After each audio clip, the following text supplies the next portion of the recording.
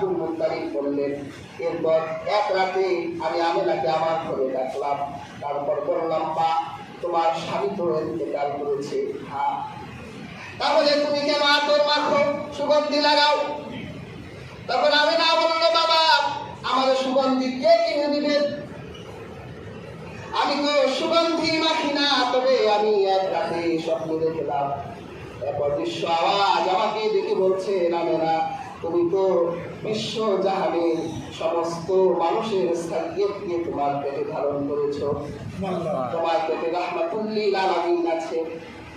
আমি আমার মনে হয় এই সন্তানের কারণে আমার শরীর থেকে সুগন্ধি বের হয়। শুধু তাই নয় বাবা, আমি যখন রাস্তা দিয়ে হেঁটে যাই, আমি দেখি আকাশের গাছগুলো আমার দিকে ঝুঁকে পড়ে আর সালাম দেয়। আসলে আমেনা সালাম দেয় না, অন্য কাউকে, রাহমাতুল লিল আলামিনকে সালাম দেয়। বাবা শুধু তাই নয়, আমি যখন পানি আনার জন্য কুয়ার সামনে যাই, এতদিন সেই কুয়ার ভিতরে বালতি ফেলে আমাকে পানি কষ্ট করে উঠাতে হতো, কিন্তু এখন আমি যদি কুয়ার সামনে গিয়ে দাঁড়াই, কুয়ার পানিগুলো আমার চেহারা দেখলে ঘুরে ঘুরে আমার হাতের সামনে চলে আসে, আমার বালতি ফেলতে হয় না। আমি শুধু কুয়ার সামনে আমার বালতি পড়লে আমার বালতির ভিতরে এমনি পানি এসে যায়।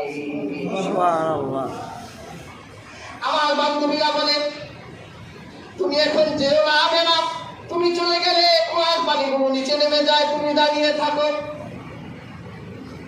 প্যার হাজরিন, আমেনা এত আজিমুস শান মর্যাদা পেয়েছে একমাত্র রাহমাতুল লিল আলামিনের কারণে। প্যার হাজরিন, বাবুল নবীউল আউয়াল ঐতিহাসিকদের মতে সবচেয়ে জনপ্রিয় হয় বাবুল নবীউল আউয়াল সোমবার সুবহে সাদিকের সময় আব্দুল্লাহ সুবহে সাদিকের কিছুক্ষণ আগে উঠে গেছে। আমেনা বলেন, আমি তখন ঘরে ঘুমিয়ে আছি, আমি আজব আজব স্বপ্ন দেখতে লাগলাম। আমার ঘরে আমার দাসী ছিল, তখন আজীব আজীব স্বপ্ন দেখতে লাগলাম। আমি